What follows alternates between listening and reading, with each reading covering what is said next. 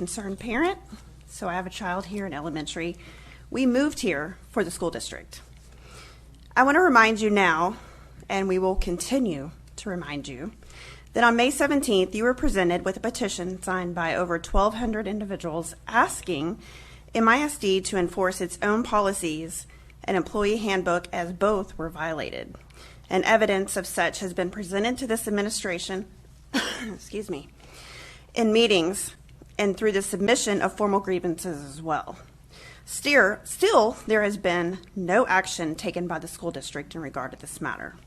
If policies and guidelines are not going to be enforced in the administration building, how can policy and rules be enforced in the classroom? This is a very poor example to students and sets a very dangerous precedence. Utilizing FOIA open records request, we obtained very disturbing documents and information that further validates the claim that the DEI director should not continue employment in MISD. This is not a personal attack on a person. This is her lack of qualifications. The individual hired does not have any of the requirements or qualifications listed on the job description. All of the other 6 candidates, 6, were interviewed in round 1, had at least 2, if not all of the qualifications and experience needed for that position. I urge you to look at all 7 resumes and compare them against the job description, as well as against each other. Second, human resource went way outside the standard on hiring policy and procedure throughout the entire process.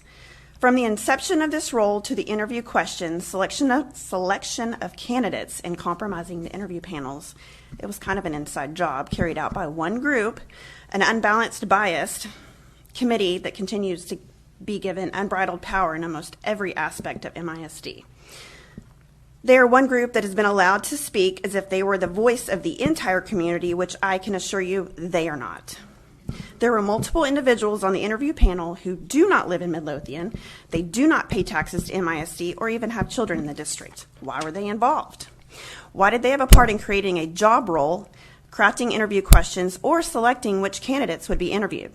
Third, after reviewing interview notes, it's clearly evident the individual hired has abundant biases, racially fueled agendas to affect our district's practice, policies, hiring, and curriculum based upon race.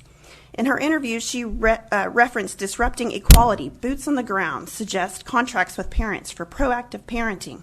She said she expects her biggest opposition to be the affluence of Midlothian and colorblindness. When asked, how would you handle a situation, someone made a sexist, racist comment. Thank you. I'm sorry your comment is ended. Thank you.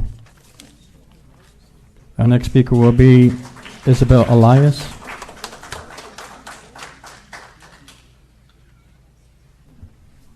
Mr. Elias will be followed by, I believe this is Mick.